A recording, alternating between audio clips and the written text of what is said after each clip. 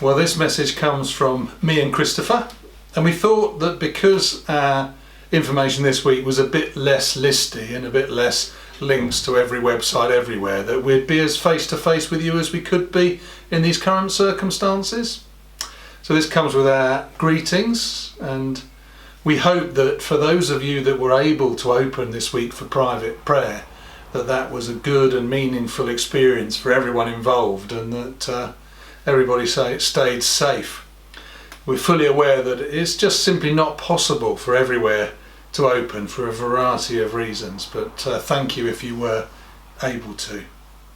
And from talking to you and meeting with you over Zoom in these recent months, we remain enormously grateful for the ways that you remain present and serving both your congregations and your communities where you were, in all the ways that you bring God's light and God's love to those that you have been called by God to serve at this time.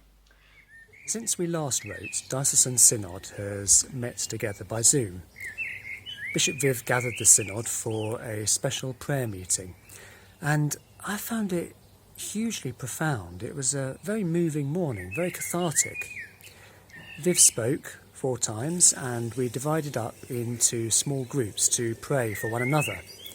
First of all, we gave thanks. There was praise for everything that God has done. Then there was a time of lament to share what has been difficult and to pray for the challenges that we're experiencing. Very importantly, there was some space to listen to God and to share with one another what we'd heard, and then finally the opportunity to pray for one another.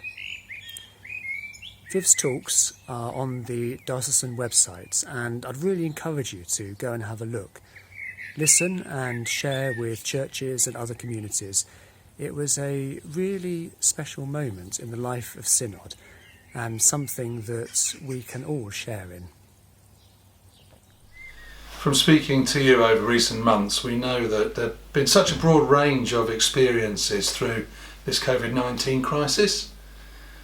And we know, all of us, don't we? There's no one way to live through a moment like this.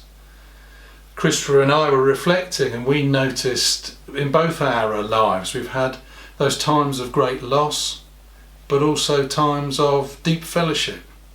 We've had moments of real sadness and moments of real grace and hope, and both of those sorts of things living together in our experience side by side. And I wonder if any of that resonates with you. We keep reminding you in our emails, and as we do it we remind ourselves to take the breaks that we need so that we can stay well in body, in mind and in spirit, to do those things that refresh and revive us. Personally, I've been tinkering with an old car and sanding down every bit of furniture in the house and resurfacing it. I know Christopher's been getting a walk in every day with the kids and the dog, and also he has rediscovered his 3 children, their love of cooking, especially in the lockdown. The Church of England has issued an update on how it is lobbying the government to open up churches ready for weddings. The update is written with wedding couples in mind, and you can find it on the news section of the Church of England website. Also, under the coronavirus section of the National Church of England website, there's some information about how we can prepare for the time when weddings are eventually allowed. As and when that happens, as soon as we hear anything, we'll be in touch and let you know. We want to say a massive thank you to you and to your teams and to everybody where you are for all of the ways that you are being the church at this time. Thank you so much.